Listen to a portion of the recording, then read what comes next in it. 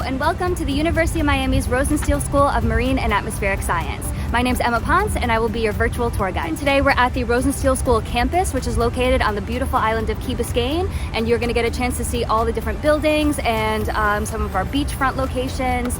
So stay tuned for that and let's go start our virtual tour. Alright, so right now we are kind of centrally located in our campus. We're right in kind of this main parking area that's kind of in the center of all of our buildings.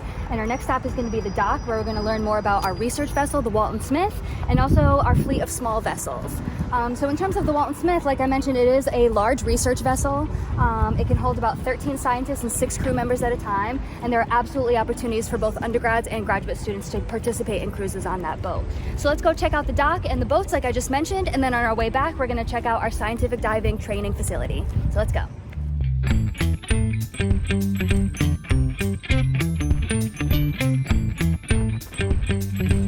All right, so we're standing in front of the university's research vessel, the Walton Smith.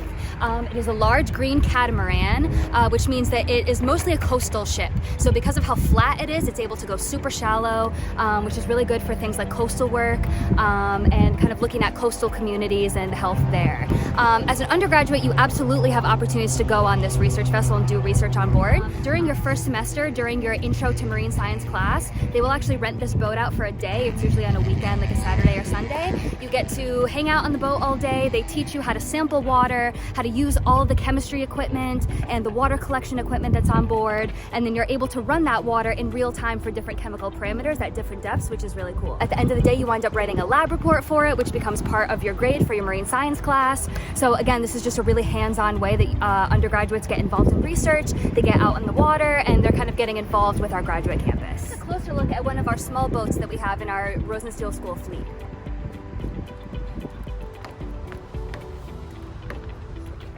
So this is one of our smaller boats. It's relatively brand new. You'll notice that it's wrapped really cool. We have our nice logo, and we also have this tiger shark skin wrapping on it, which is really cool. These boats are used for shorter dive trips, as well as the Shark Conservation and Research Lab. So they also use these boats to go do their shark tagging. Basically any kind of smaller group field work, we're using these smaller boats for that. But I want to take this opportunity to tell you more about my personal experience with the University of Miami and the Rosenstiel School. I actually did my undergraduate degree here at UM. I was a double major in marine science and biology, and I also got a minor in chemistry. It was a busy couple years, but I was able to do really cool things like be on the Walton Smith during research cruises and got a lot of really cool hands-on research experience. I loved my experience so much at UM undergrad that I decided to stay on for my master's. So I did do the accelerated master's degree, the Master of Professional Science. I was in the Tropical Marine Ecosystem track, and my internship was with NOAA Southeast Fisheries Science Center, where I conducted a coral disease project that recently got published. After that, I spent a year in the dean's office doing some outreach and tours and kind of like the stuff that I'm doing right now, which I really enjoyed, and I felt kind of rounded out my career a little bit. During that time, I was always looking to kind of get back into academia and back into science, and I'm excited to say that I'm actually just finishing up my first year as a PhD student in the Department of Marine Biology, studying coral again, but this time with a focus on ocean acidification stresses and kind of OA effects on coral physiology. So I hope you enjoyed that, and feel free to ask me any questions. I'm happy to answer. And so now I'm going to turn it over to Miguel McKinney, who is in charge of all of our boats. He's the Director of Marine Operations, and he is going to tell us more about the Walton Smith, and he's going to give us a tour of the Walton Smith. So let's go.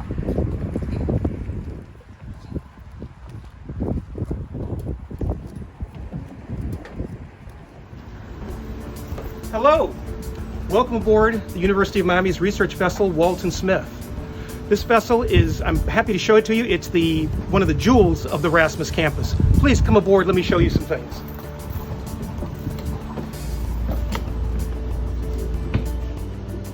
Right now, we are in what's called the wet lab. This is where a lot of the quote-unquote wet research gets done on the ship. When we take aboard biologicals and things that are generally messy, this is where this aspect of the work gets done. If we're working with things that produce a lot of hazardous fumes, we have equipment that's designed just for that. This is the fume hood. Our chemical lockers are here, and on the ship we are also our own fire department. Okay, let's go into the dry lab. These are two of our technicians that have been with us for over 20 years. They handle all the sensors and equipment that the scientists don't bring. This is called the dry lab, and if you want to pan around, please feel free. What Chip and Don are looking at is the equipment that operates the sensor that's on the back deck. Before this video is over, we'll go and show it to you. It's a piece of equipment called a CTD, and they're the technicians that operate that.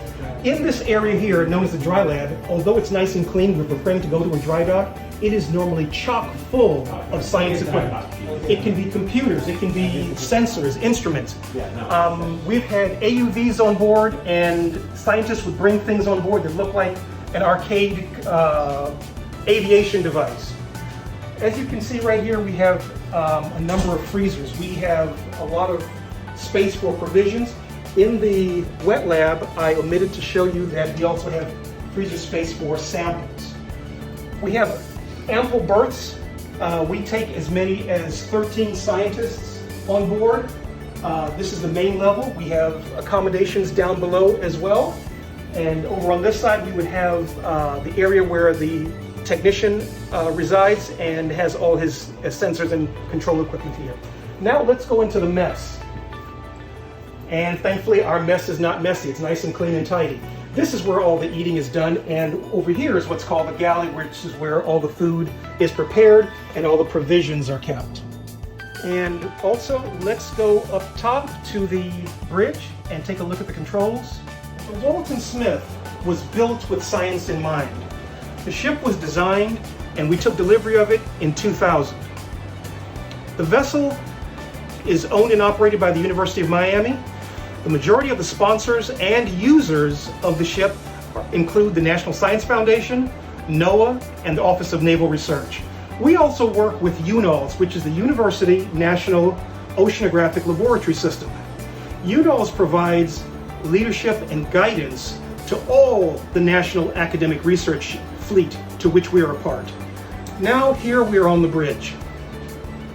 We have state-of-the-art equipment. As you notice, one of the things that's missing, you don't have the old-fashioned control wheel. You have all these computers and sensors for navigation, and also for the captain to be able to monitor a number of systems throughout the ship. The Walton Smith goes to sea on average about 22 cruises per year, and we normally log about 140 days at sea annually. The places we go are quite varied. Although the vessel is designated as a coastal vessel, we are a can-do operation. We have been as far north as New York State, we've been as far west as Mexico, and as far south as the US Virgin Islands. Now that we've seen the bridge, let's go outboard onto the O1 level, where it's the upper level where we sometimes have storage of equipment, extra boats, and that sort of thing. Let's go. Watch your step.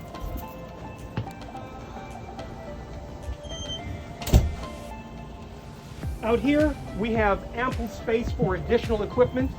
Some scientists bring aboard so much gear that they can't store it inboard. They may have to take what's called a sea container or a Connex box. We have the space and capacity to put it on board here and store it. Our emergency supplies and equipment is stored out here. There are cruises where we do a lot of diving, where we have to get to the shallow spots. Although this ship is built with shallow water research, there are even more shallow areas where divers choose to go. The ship can't go. We would take additional small boats on board and store them back here on the O1 level. What you're seeing here, and I apologize for the covers, but we have the oceanographic winches, and they would use to haul up the scientific packages, the payloads that go over the back end of the deck. Right here is called the winch cab. And from here is where the captain or the engineer or the designated person controls the winches. The ship, this winch cab is capable of controlling the ship from the rear, from aft, and moving the ship accordingly. For medium packages, we're able to not need to go to the yard or to go to some place to crane aboard our gear. And this is where we would do this. Over here, we carry our own other supplies for the ship, including fuel. Some of those small boats I told you, they would use gasoline. We would have our own petrol shed to use for here. And this is essentially it. And up top here on the O2 level is all of our electronics suite. We have an orb, which is a rain gauge. We have other meteorological sensors that would detect wind and speed, velocity, and of course the ship's radar and navigational systems. What we have here is called a CTD. It stands for conductivity, temperature, and depth, and it's a device that's used on virtually every major research vessel around the world. And what it does is it takes water samples. It does more than just that. It's got an altimeter on board and other sensors. It takes these samples at different depths of the water column, and the results from these is taken up through a wire in real time to the controllers on the ship, which you saw earlier, the two technicians. This data is compared with other samples around the world, and it gives us a sense of what the real oceans are really doing, temperature-wise, movement-wise, things like that. We'll turn our attention to this, which is called an A-frame. Basically, this allows us to handle equipment like this, equipment that is heavy and also needs to go over the side of the vessel. If you didn't have this ability to hang things over the deck, you would have them on the deck and have to push them over, which is not safe. And it's also dangerous and for the delicate equipment. What you're seeing here, if you could pan right here and look at this notch is removable. Sometimes you have equipment that comes on board, you might need to hold it dead center above and deploy it. Like for example, oversized equipment or maybe an AUV or an ROV. So this is removable. If you look over here, we have this, it's also a removable notch, and it's called the moon pool. Generally, we remove this when we're conducting mud samples. We're doing that kind of work. Over here, what you're going to see here now is what we call the safe boat. This is a rib boat. It's used primarily for the safety of the vessel. It's their day-to-day boat. Sometimes we use it also to ferry scientists to very shallow areas when we didn't bring other small boats. But this is also our emergency boat for the ship. Alright, so we just finished up an awesome tour of the Walton Smith. We heard from Miguel McKinney, who works in the Department of Marine Operations. And our next stop is going to be the Scientific Diving Training Facility. We're going to get to take a closer look at that and hear more about what kind of stuff goes on in that facility. So let's go.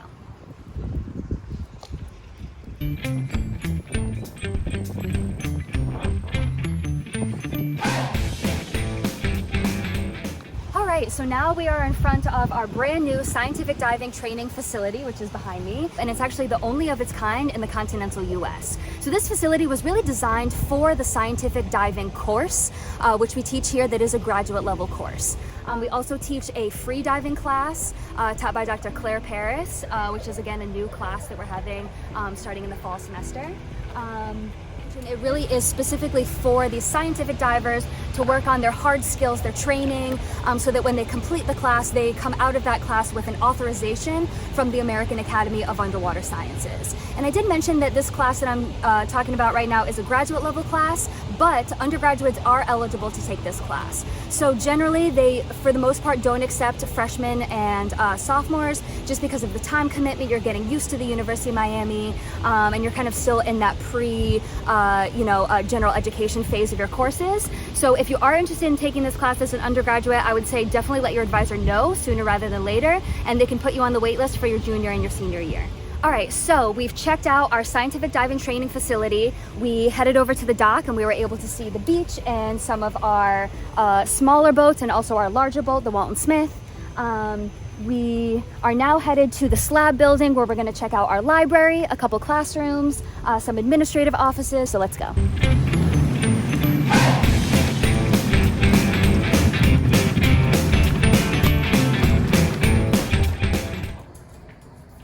So now I am in the SLAB lobby. To my left is the Graduate Studies office. On my right is the seminar room. So this is a space where students, both MPS, MS, and PhD, give their student defenses. We often will have guest lecturers that come and give lectures in this room. It can seat about probably 75 people. And so this is where we do some of our larger lectures. All right, so we're now in the Dean's Office atrium. This is normally where we start our in-person tours. But I wanted to just kind of quickly mention kind of what goes on in this area. So we have the Office of the Dean. Our Dean of the Rosenstiel School is Dr. Ronnie Abasar, and his office is right over there. We also have our Communications Department. They are extremely active in kind of working with the local news media to make sure that our research is being broadcast to the local community, and also things like social media and stuff like that in terms of communication. And then we also do a lot of outreach. So different individuals and labs will often host school groups, and we're working on making kind of general outreach a more university-wide initiative.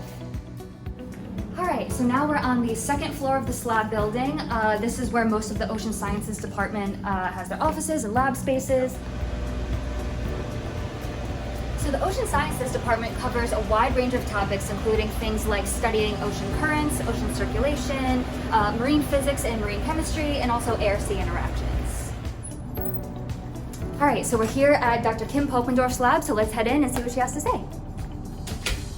Hi, I'm Dr. Kim Popendorf. I'm an assistant professor here at the Rosenstiel School of Marine and Atmospheric Science, and I am a chemical oceanographer. So I look at the chemistry in the ocean.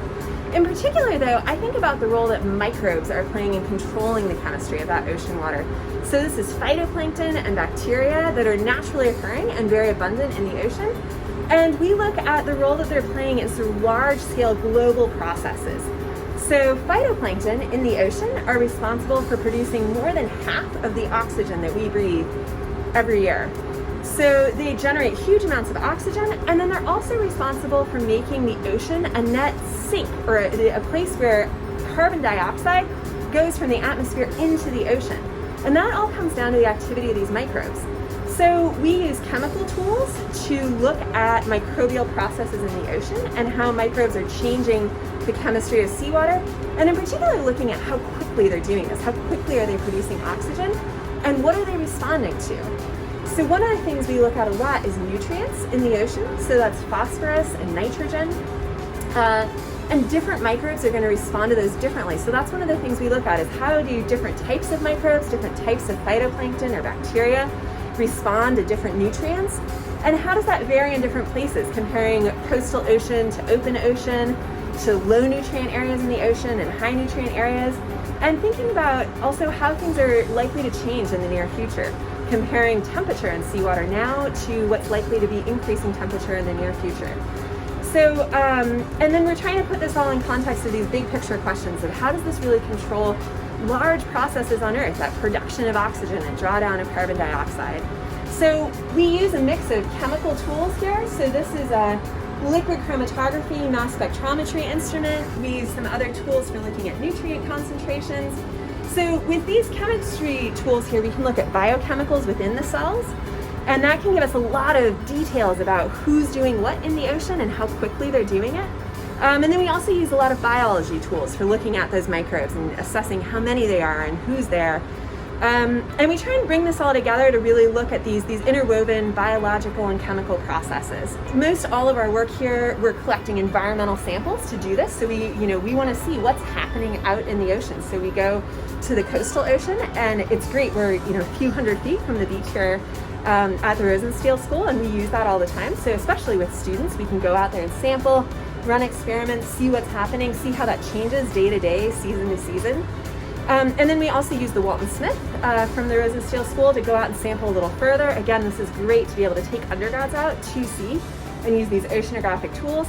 And for my graduate students, they often participate in much longer scale cruises, 30, 50 days at sea, where they'll do a large transect across the Pacific or across the Indian Ocean, and bring samples back to the lab that then we analyze here. And with this too, these are all interwoven questions about the chemistry and the biology.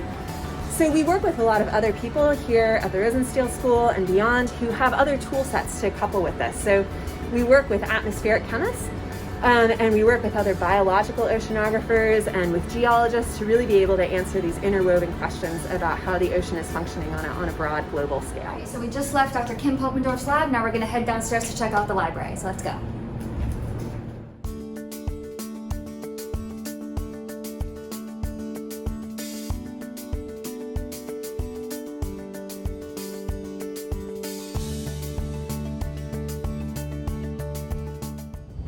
Welcome to the Rosenstiel School Library. We're your Marine and Atmospheric Science Library here on campus. We are available to you physically here on campus as well as digitally online, so you can log on to the library website, library.miami.edu/Rasmus-Lib. So anything I'm telling you now, you can always find there as well.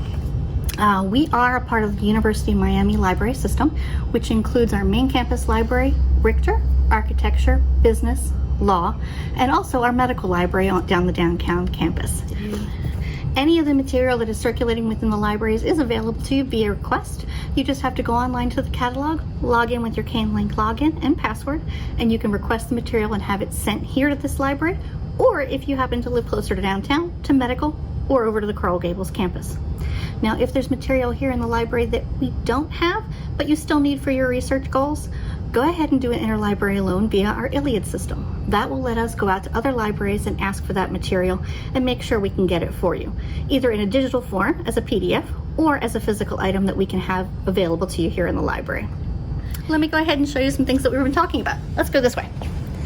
Right now we're walking past our library's collection of expedition reports and, of course, our wonderful underwater photography contest that's displayed here in the library. And for study areas within our library, we have a few different rooms, one of which is our media room. This allows our students to go ahead and display their projects, their reports, have committee meetings, and do a number of different things with study groups to make their life a little bit easier and have a little bit more community within their education. And we have something new in our map and chart room. So the media room is a great space for smaller groups, but what happens if you have a larger group? Well, we have an option for that as well. This is the library map and chart room. So we've used this for thesis and dissertation defenses. We've gone ahead and done seminars, webinars, as well as guest lectures, all within the library here. So there's an ample space for you to be able to come in and do your work individually. Go ahead and practice a presentation if you need to, or go ahead and just sit quietly and try and get some research done just by yourself so your lab mates can't find you and you can get a few more minutes in. This is the general seating area for our library. We've got open area seating here, as well as soft seating to the side if you don't really feel like sitting at a table. Our collection's over on the side here. We are a one-floor library, so all of our material is here within this side of the library. We have our bound journals in the front, but about 80% of our journals are available online, so you just need to go onto the library catalog to access those.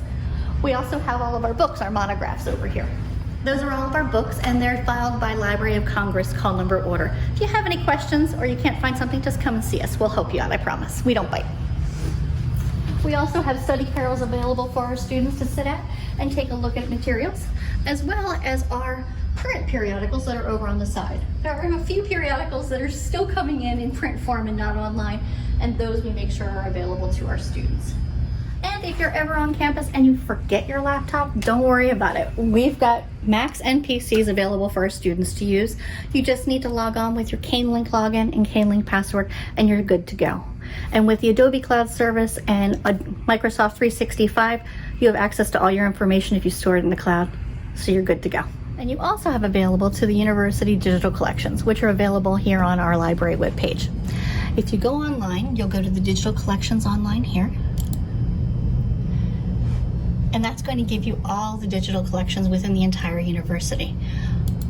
Specifically for the Rosenstiel School, we have ours here. So we've got an individual splash page if you're looking for information. So we've got studies in tropical oceanography. We've got a photo collection, which is kind of nice to look at, for all the images that have been donated to the university, and they're slowly being cataloged and updated, so make sure you take a look because it's never the same collection twice. All right, so we're at the MTLSS building. This building houses our sustain tank, also known as our wave tank. It also houses a lot of cool invertebrates that we're going to see soon. And so let's go inside so we can hear from Dr. Brian Haus about the sustain tank. Let's go.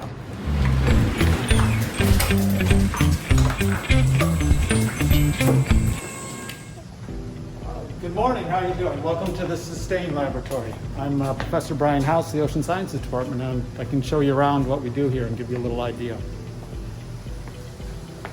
This, you see the laboratory is up over here, and we have it elevated, of course, for protection of it, but also so that we can get underneath and do work from the bottom. So you see it's up high. There's a lot of space around because we do put a lot of different equipment in here. We never know how it's all going to fit in. This laboratory can do some of the highest wind speed measurements in the world, the highest, and it's really large scale, so we can understand what happens in really intense conditions on the ocean. The sustain facility has some unique capabilities. We can put seawater in here. We can blow a Category 5 wind, which no other laboratory in the world can get to that level. And because of its size, we can do model testing like what you can see behind me here, which is a bridge model to look at, which is outfitted with 60 pressure sensors all over the bottom of that, to look at the uplift load when you have waves hitting the bottom of that, because that's a big failure mode for, that's how a lot of bridges can be damaged during really severe conditions.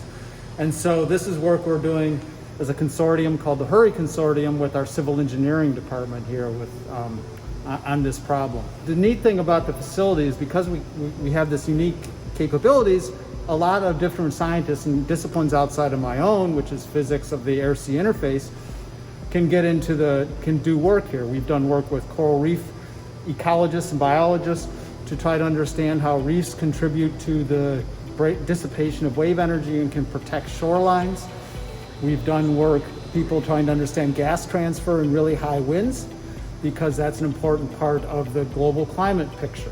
There's a lot of different people that can be involved, and it's a lot of different things that we can do here, which is really exciting. I learn something new every day. It's rare that there's a day coming in here that we're doing the same thing. All right, welcome back. Our next stop is going to be visiting one of the coral labs, Dr. Andrew Baker's Coral Reef Futures Lab. So let's go, follow me.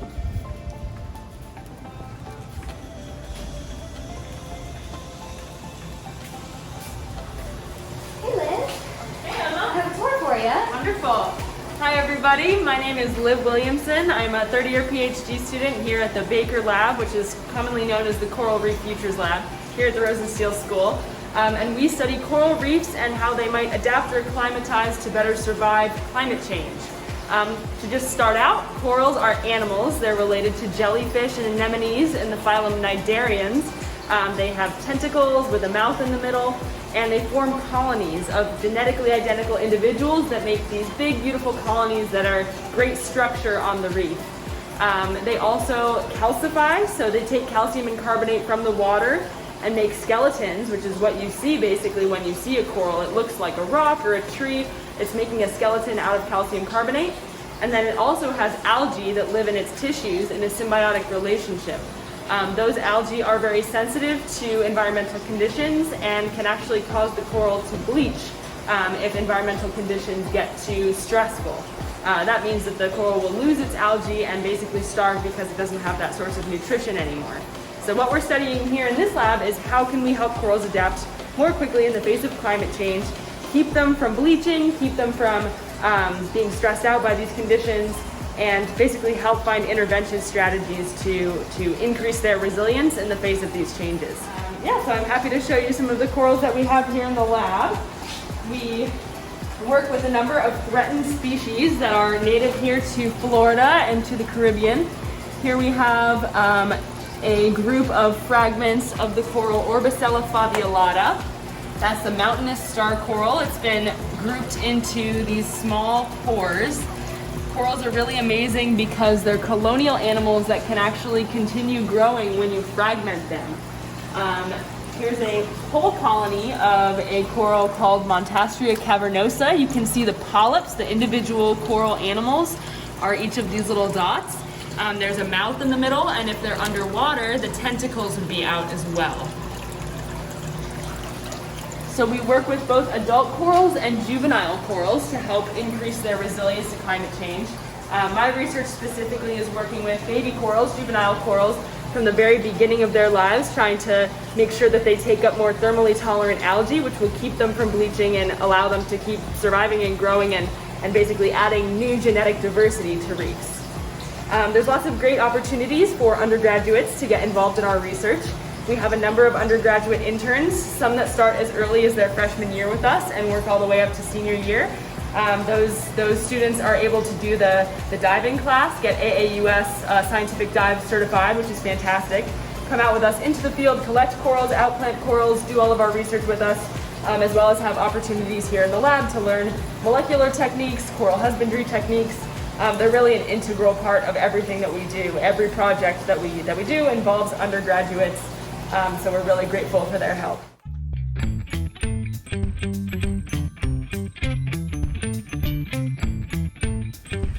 This whole first floor of our MTLSS building is mostly the marine biology department and includes the majority of our coral wet labs. So our next stop is going to be the Lirman lab. We're going to hear from Dr. Diego Lirman about the research that they do, which is mostly focused on reef restoration of local corals. So let's come inside. Hey, Dr. Lirman. Hello, welcome to my lab. My name is Diego Lirman. I'm a faculty member within the Marine Biology and Ecology Department. My lab deals or researches on everything that's attached to the bottom. So we are the Benthic Ecology Lab. That means organisms that spend most of their lives attached to the bottom. So we look at corals, we look at macroalgae, we look at seagrasses. For the past 10 years, we've been focusing on active coral reef restoration.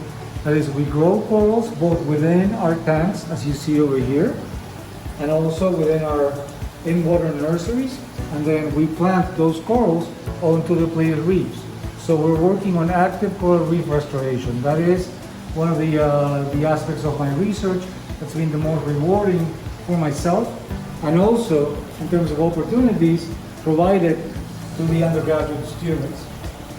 So over the past few years, we've had over 10 undergraduate students complete their thesis within our restoration lab, looking at different things like the impacts of light, impacts of temperature on coral growth. And we've also had students come with us into the field and help us plant corals as part of the restoration work that we do. We are working with collaborators within the University of Miami, looking at the impacts of restored coral reef communities on mitigating wave energy. So we're able to restore nearshore reef communities in such a way that we've not only recovered the ecological services that reefs provide, like fisheries habitat, but also benefiting the shoreline communities and the valuable infrastructure that's found within these nearshore environments. Our next stop is going to be hearing from Dalton Hesley, who's a research associate of the Lirman Lab. So we did just hear from Dr. Diego Lirman, and now we're going to hear from one of his research associates regarding one of their outreach programs called Rescue-a-Reef. So let's go. Welcome. My name is Dalton Hesley. I'm a senior research associate here at the Rosenstiel School and manage our public outreach program called Rescue-a-Reef. So come on in. In addition to our coral reef research and restoration, we built a community program called Rescue-a-Reef with the goal of advancing our efforts to better restore and sustain our coral reef ecosystems. The way we do that is actually by hosting public community events and expeditions so any individual can get involved with our coral reef research and actually help to restore our coral reefs hands-on alongside our scientists. The reason being is our coral reefs are so important to both local as well as afar communities. They protect our coastlines, they provide jobs, they provide food, as well as a portion of the air we breathe. So it's important that we not only conserve, but restore those services, and the best way to do that is with your support.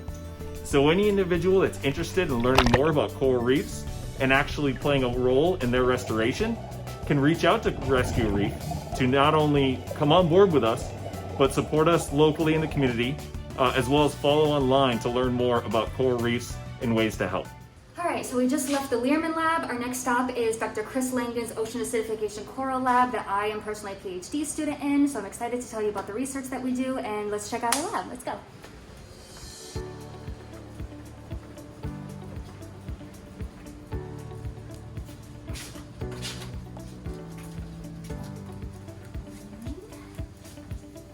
So Welcome to Dr. Chris Langdon's Ocean Acidification Coral Laboratory. You've already heard a lot about what coral is and why it's important. What I want to talk about today is the research that we do in this lab. So basically, we are interested in the effect of ocean acidification on coral physiology. What that means is that with changes in our climate, with things like climate change and global warming, it's also associated with an increase in carbon dioxide concentrations in the water. So because humans are releasing so much carbon dioxide into the atmosphere, actually about 33% of that carbon dioxide gets sequestered into our ocean. And because of that, it actually makes the ocean acidic. And I like to use this example of a bubbly Coca-Cola. So if you picture a soda for a second, something like a brand new Coke, it has lots of bubbles in it. That drink is very acidic, and those bubbles that you're seeing are actually bubbles of carbon dioxide. And so we also learned from Liv that corals are made of a substance called calcium carbonate. It's also very similar to the substance that our teeth are made of. So again, for example, think about if you were to drink nothing but Coca-Cola and never brush your teeth. You're drinking that very acidic drink on your very sensitive, delicate teeth. Your teeth will eventually rot out of your head, right? So the idea is that something very similar is happening in our ocean right now. Not quite the level of, a very bubbly Coca-Cola, but even very small incremental changes in the pH, sometimes even as much as 0.1 or 0.2, can have a huge impact on the health of coral because they're made of that very sensitive substance. And so I actually have a little sample right here. I have a little fragment. This is one of the fragments that was part of our experiment. So basically what we do is we have about 300 fragments of coral that look like this. This is a species called the Cropera cervicornis, or staghorn coral, that's local to South Florida in the Caribbean. And essentially what's going on is we have a setup where we have our high CO2 treatment and our low CO2 treatment. So what we're doing is we're putting these corals in stressful, acidic, warm environments. And we're also putting corals in kind of just ambient temperature and normal CO2 concentrations. And what we're looking for is differences in their physiology after being exposed to that stressful treatment for a long time. So all of that physiological stuff that we look at, we are analyzing that in the lab that we're in right now. So after these corals have been sitting in these stressful treatments for sometimes up to 9 months, we can actually take them back into the lab, and you'll notice that these fragments that I was holding before is just the skeleton. So this is actually a dead coral, it's just the skeleton, it no longer has tissue on it. And what we're able to do is basically strip the tissue from the skeleton. And once we have that tissue mixture, we like to call it blastate because we use a process called blasting. That mucousy mixture of blastate is basically what tells us all of the physiology stuff. So we're looking at things like lipid content, how fat the coral is, its chlorophyll content, and these are indicators of how well it's able to perform photosynthesis, how well it's able to kind of survive on its own and make its own food. So that's one of the pieces of the research that we're doing in our lab right now. The other big piece of this is that just like humans, corals are genetically different from each other, and they can come from different parents and have different genetic identities.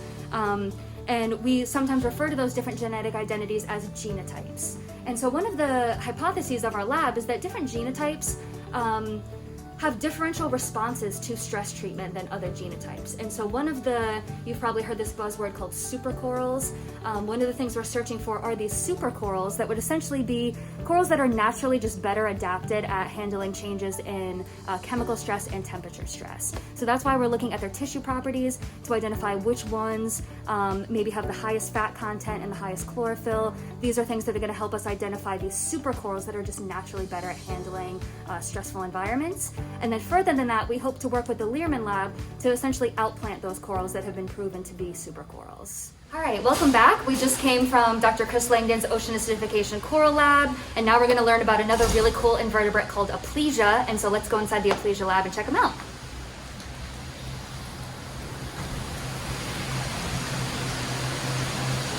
Welcome. You can see we have lots of tanks of Aplysia. Let's come over here first. So Aplysia are California sea hares, or sea slugs, basically. They're really small when they're first born. So you can see all these little dots in here are basically baby sea slugs, baby Aplysia. In terms of the research that we do with them, it's mostly neurological. So we do a lot of brain research, looking at things like Parkinson's disease, Alzheimer's, aging studies, stuff like that. The Aplysia is actually a really cool invertebrate because it's kind of like the marine science lab rat. Their neurons are very similar to humans and very large, which makes it really easy to manipulate and really a good study organism for this kind of research. And also they only live for about a year, so they're in and out pretty quickly, and they're very docile, so they don't fight us on anything. But let's go to one of these other rows and we can check out some bigger animals.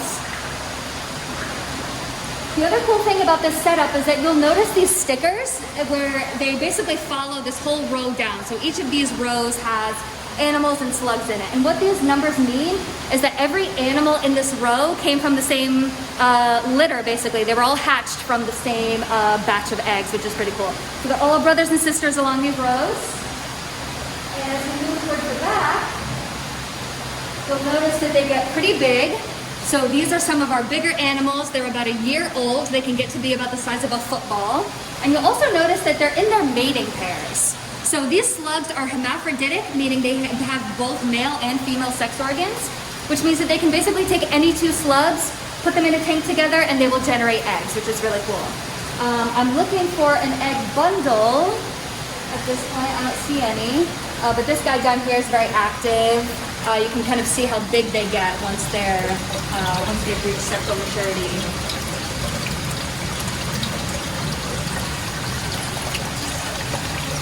And this red algae that you see in here as well was grown at the hatchery across the street to feed these guys, and it's also partially what gives them their color.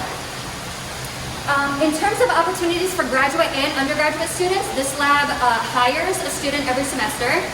So this could be a good place for you to earn money doing things like husbandry, cleaning and feeding and stuff like that. And then they also welcome undergrad and graduate researchers to kind of perform their own research projects. The reason we have so many slugs is because we also grow and ship them to other institutions to run their own experiments on. And we're actually standing in the only place in the world right now where you can buy a slug for research purposes, which is pretty cool. All right, we just came from the Aplysia Lab, and our next step is going to be to hear from Danielle McDonald in her Toadfish Lab on the second floor. So let's go. The really cool thing about this building is that all of our invertebrates are on the first floor. So we saw a bunch of different corals. We saw some sea slugs that are also invertebrates. But our second floor is entirely vertebrate. So we have things like toadfish and other smaller fish like damselfish and zebrafish that we do a lot of genetics work on.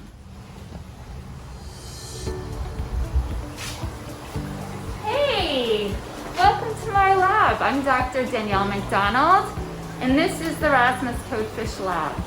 And what we do here in this lab is we study fish physiology, neuroendocrinology, behavior, and toxicology. So if you look over here, this is the toadfish.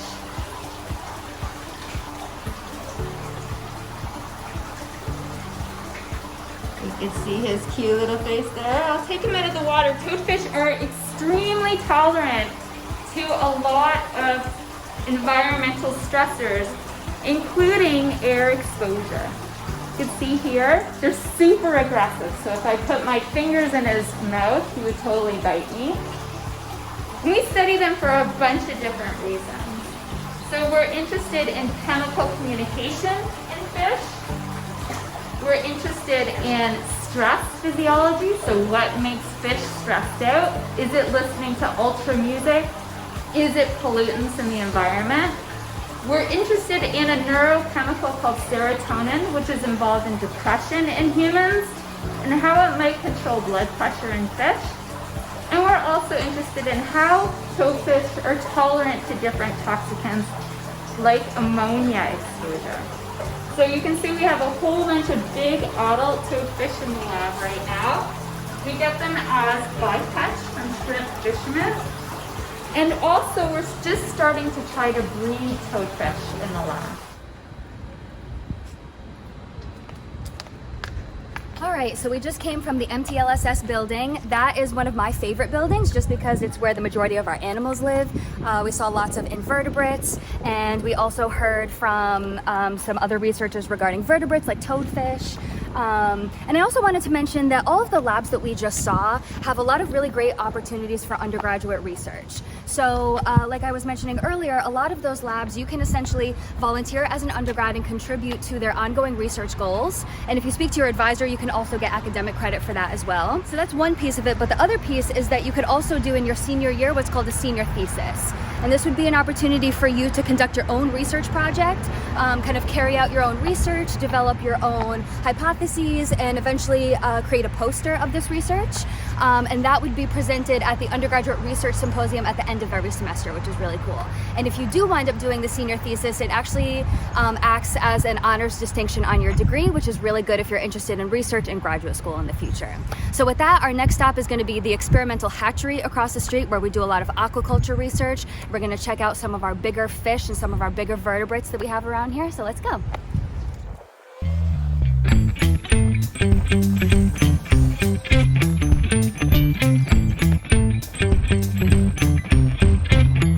We're on our way to the hatchery, but on our way we're actually going to take a quick stop at the Atlantic Oceanographic and Meteorological Laboratory that's run by NOAA. I wanted to mention this here because there's a huge collaboration that happens between NOAA and the Rosenstiel School of Marine and Atmospheric Science. The Cooperative Institute for Marine and Atmospheric Studies, and that is essentially a joint fund between NOAA and the Rosenstiel School that is able to fund PhD students, fund postdocs, and support different research goals, which is really cool. So there's a ton of collaboration. We have lots of students, both undergraduate and graduate, doing internships, getting jobs at places like NOAA.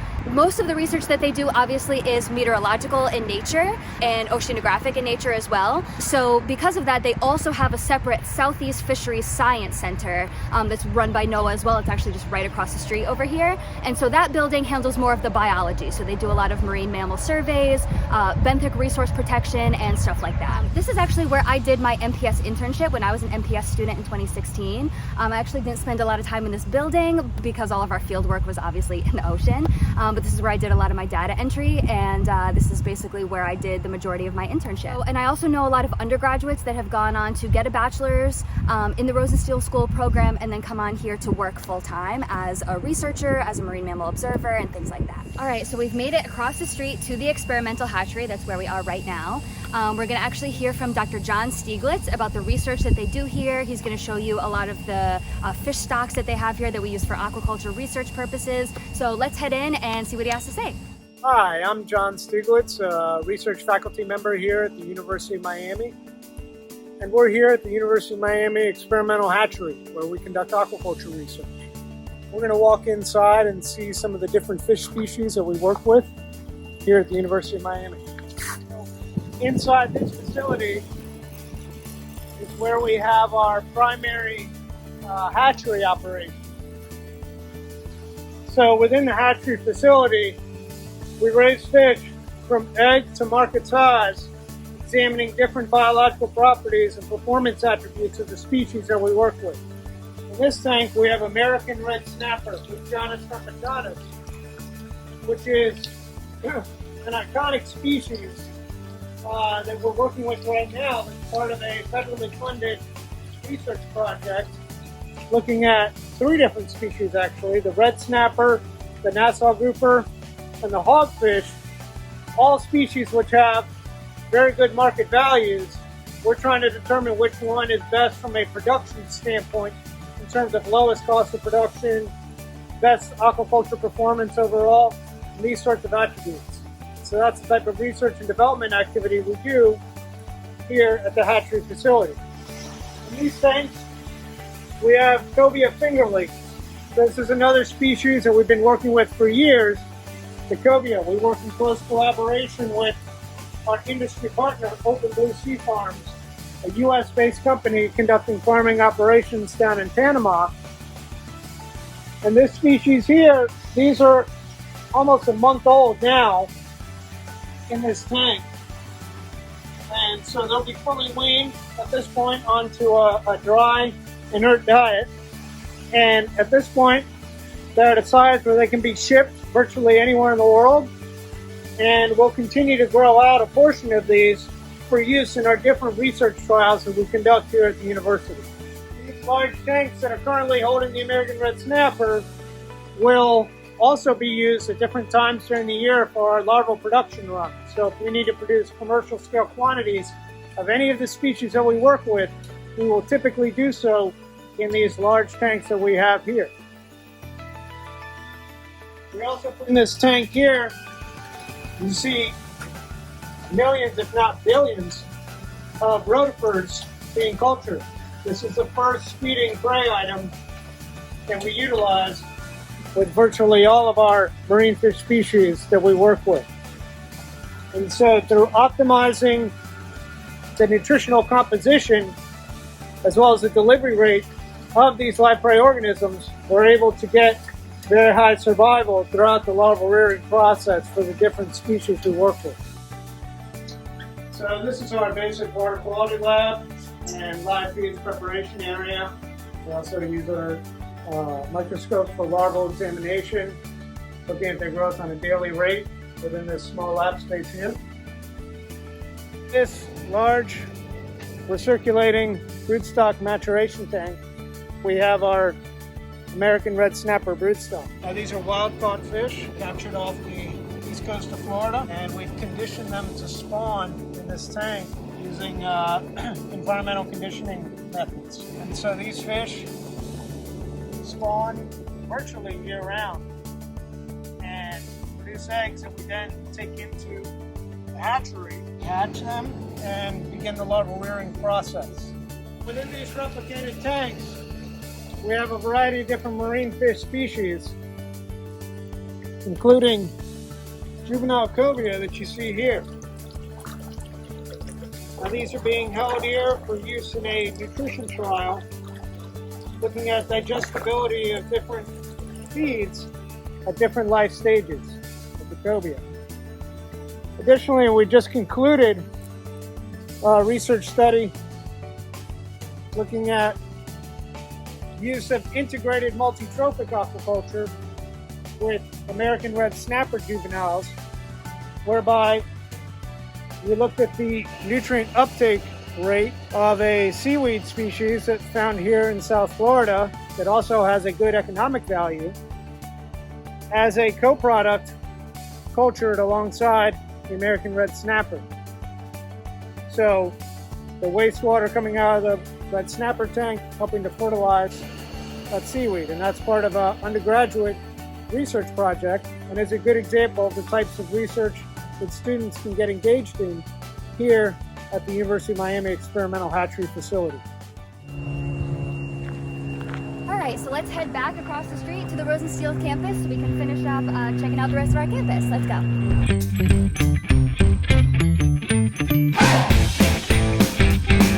This next building houses mostly classroom spaces, a couple offices, and in particular the lab for Dr. Neil Hammerschlag's Shark Research and Conservation Lab.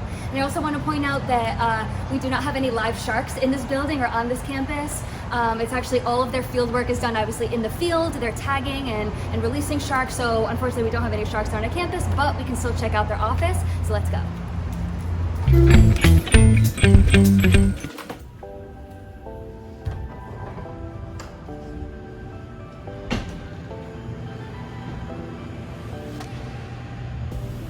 Hi, my name is Dr. Neil Hammerschlag, and I'm the director of the Shark Research and Conservation Program here at the University of Miami. Part of our lab, we study the behavioral ecology and conservation biology of marine predators, particularly sharks.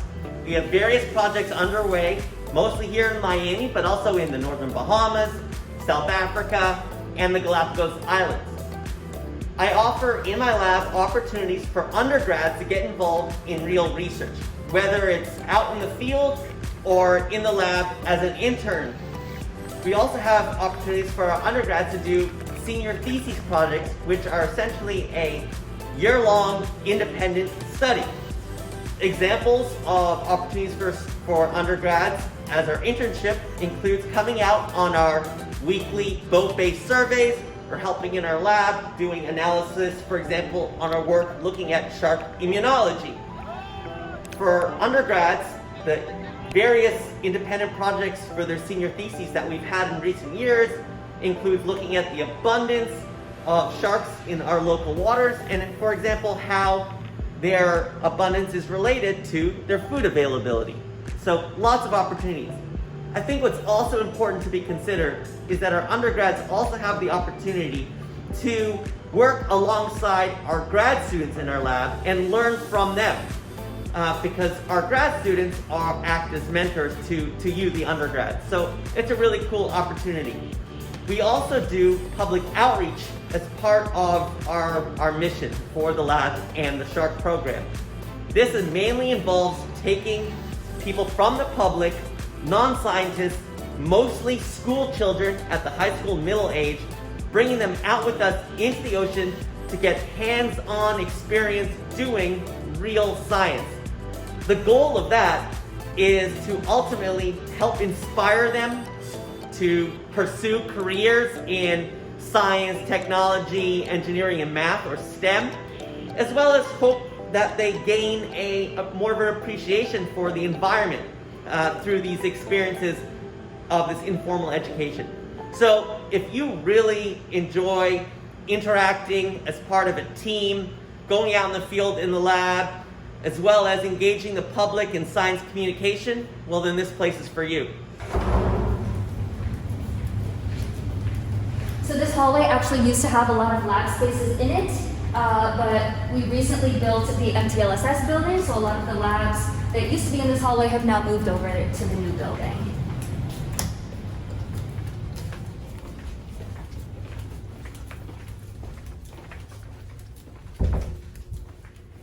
All right, I want to take a second to point out our print shop. It's obviously closed right now, but during the semester it is open all the time. If you ever need help printing things like business cards, if you want a bound copy of your thesis, if you're going to a conference and you need a poster printed, they can do all of that for you right in-house. They're amazing. I've worked with them a ton, and they're extremely helpful in terms of, you know, getting posters for conferences and all that kind of stuff. So let's move on.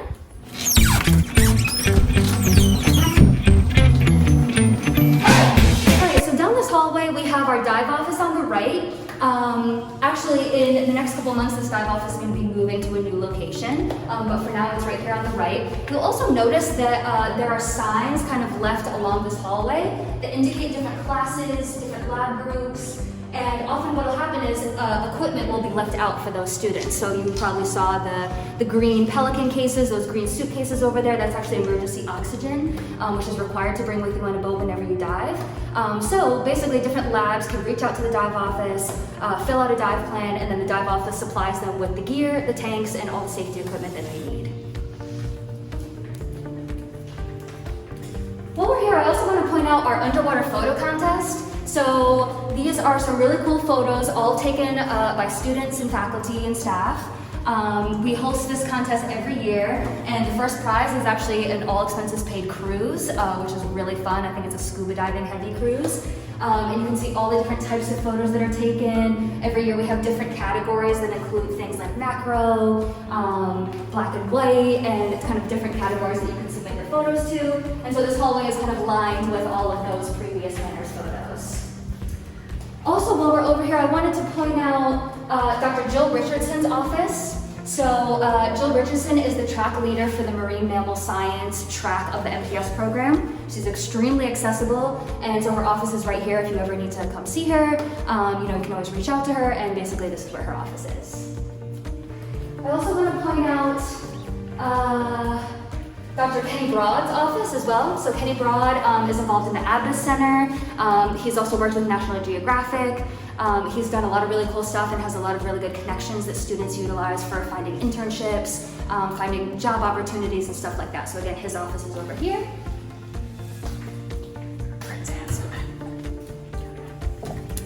And over here we have Miss Maria Estevanes, Dr. Maria Estevanes, who is the track leader for the Marine Ecosystems and Society track. Again, she's super accessible. This is essentially where her office is. She tends to be here very frequently. But essentially this hallway is a really common hallway for different faculty members. So if you're looking for someone in particular, it's very likely that they're in this hallway. And I also want to point out one last thing, which is Fritz Hanselman's office. So Dr. Fritz Hanselman is the track director for underwater archaeology. All right, so we're just leaving the south side of the Grosvenor building. Now we're gonna head over to the auditorium, so let's go.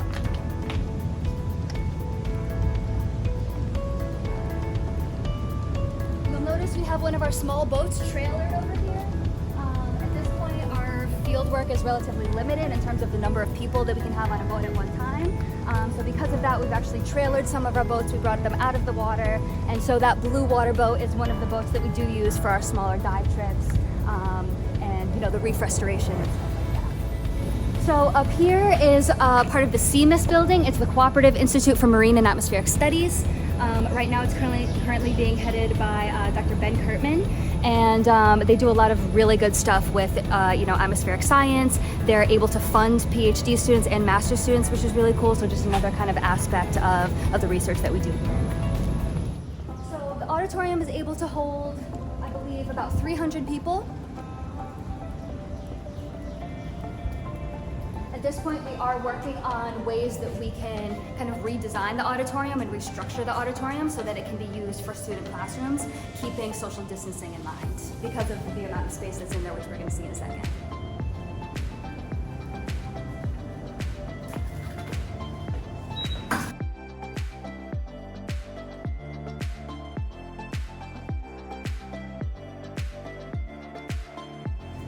So directly across from the auditorium is the Marine Science Center. This building has a couple of classroom spaces. It also has our salt waterfront restaurant, so let's go check it out.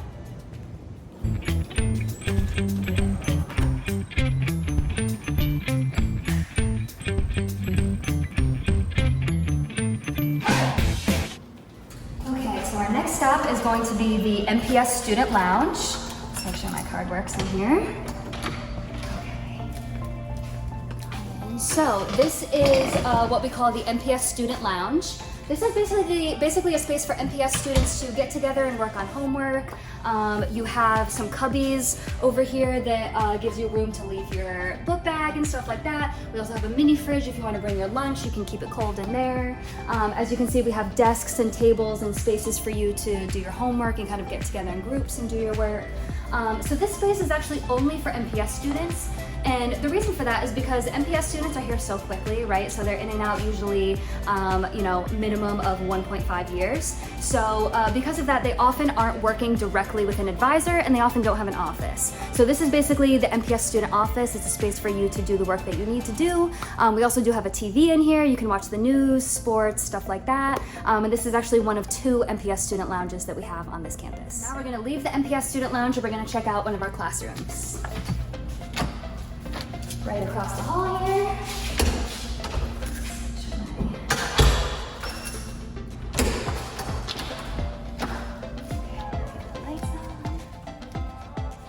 Alright, so this is one of our newer classrooms. It's also one of our biggest classrooms on campus. It's able to hold probably up to 40 students at a time. Obviously, in the future, coming fall semester, this will be kind of reorganized and restructured to account for social distancing, but it's really nice to have a big classroom space like this that can accommodate students that are kind of sitting 6 feet apart. You obviously have your comfortable chairs, you have your outlets, and we have screens up there where the professor is able to project, the lecture or whatever it needs to be. So yeah, this is one of our bigger classrooms. Next stop is going to be our salt waterfront restaurant. Let's go check it out. Alright, so here we are in our salt waterfront restaurant. To my left, behind this wall, is where the hot food is. It's obviously closed right now since we're closed for the summer. But this is where you're able to get your food. Unfortunately, this is an independently owned restaurant, so it doesn't work with the meal plan, but it's still great food for lunch and for dinner. On my left over here, I also want to point out our bar that we have on campus, commonly known as Wet Lab. Obviously, they are very strict with IDing, so it's generally just graduate students that attend this bar and their faculty as well. But I wanted to point out how much of a great networking opportunity this is. So it's a really great way to kind of have a casual conversation with your faculty over a beer at the end of the day. Sometimes it can be just a little less daunting than approaching them in their office hours or kind of in their lab spaces. So next, I want to take you guys out to the patio and we're going to check out the waterfront view. Hello, my name is Quentin Lawton. I'm a second-year PhD student here at the Rosenstiel School, and I am in Atmospheric Sciences. I'm also the team leader for our outreach group here at the Atmospheric Sciences called Canes on Canes.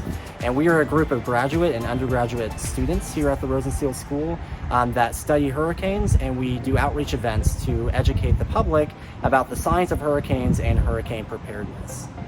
We are really passionate about sharing the knowledge we've learned about hurricanes with the public and also educating the public on what they can do to prepare for these systems. So there are a lot of great opportunities here at the Rosenstiel School in terms of hurricane research and outreach. For Canes on Canes, we've done a number of events to reach our local community as well as the community at large. So for example, recently we had a webinar series on the 2020 hurricane season in the Atlantic, where we share information on the season and the outlook for the season, and also, of course, hurricane preparedness. We also tend to go to a lot of schools and local events.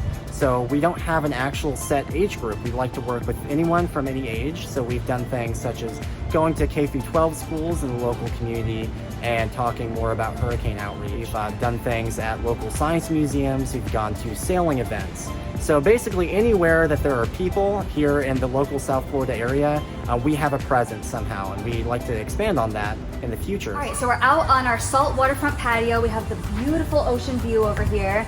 This is arguably one of the best views in Miami. Just also, a constant reminder of why we're studying what we're studying here, right?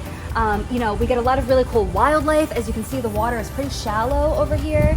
During tours, I've seen animals like sharks, turtles, birds, iguanas, dolphins, all kinds of stuff right in our backyard, which is really cool, and we're very lucky to have such a beautiful space. I want to thank you all so much for joining me on our virtual tour today.